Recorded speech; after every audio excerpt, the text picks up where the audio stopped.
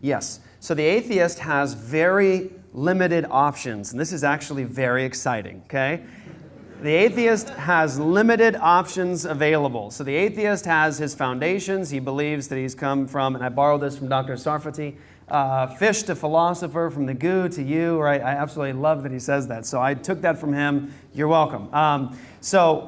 That's his view of origins. And so now they have to create a complex ethical system as a bag of biological stuff. And so they have very limited options. So what they're limited to is they can ultimately say, well, I feel like that's wrong. And so here's their ethical system. It's preference. So your preference is you feel like you shouldn't murder another human being or you shouldn't steal from this person. So your preference is, I don't like to do that. But here's the thing. You're not in charge of the guy who does like to kill people, who does like to rape, who does like to steal. You're not an authority in his life. Your preference has no power and authority in his life. So you can't create an ethical system off of mere preferences. People have different preferences. That's why we have jails. Because there are lots of people who prefer certain activities and behaviors over others, and we know where we put those people. They prefer it. They want to do it. Or the atheist can say, well, our ethical system is based upon societal convention. So society determines what is right, what is wrong, what is immoral. So they're limited to society will determine.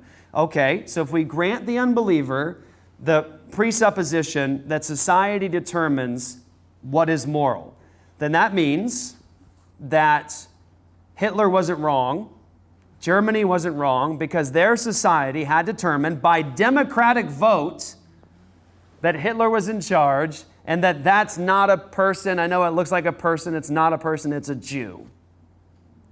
And in that case, if you say society determines what is right, what is wrong, and that's the basis for ethics, then that means anybody who fought against slavery in the United States of America was immoral, because society had determined it was fine and okay to capture people as slaves and to enslave them and to use them as human property. And that means, watch, this is powerful. If society determines what is moral, then that means any society that has a person within it fighting for transformation within society on any level, the person fighting against that society is the immoral one. Why? Because society has determined what? That we can kill Jews, that we can enslave black people. And anybody who argues with it is the immoral one.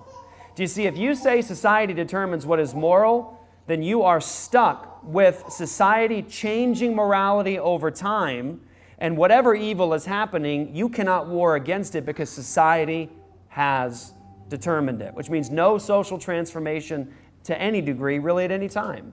And so the unbeliever is stuck with that. Societal convention, personal preference, and one more thing. When the unbeliever says, well, I have a basis for ethics. It's what works to keep us alive. We've determined that if you murder others, then we're not going to flourish. We've determined if you steal from others, we're not going to flourish. We've determined if you rape others, we're not going to flourish. What's the hidden assumption there? The borrowed capital from Christianity.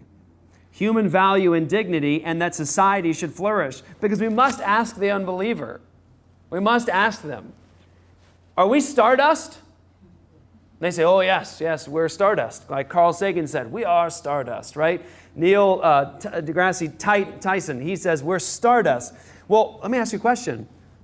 What makes you think stardust must flourish?